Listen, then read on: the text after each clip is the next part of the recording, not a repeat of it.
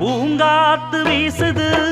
அனல பூசுது பொன்மானே பக்கத்திலே கொஞ்சம் வாமா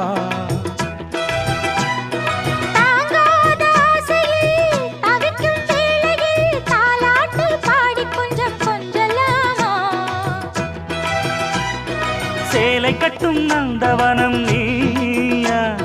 செம்பருத்தி பூவுக்கு நீ தாயா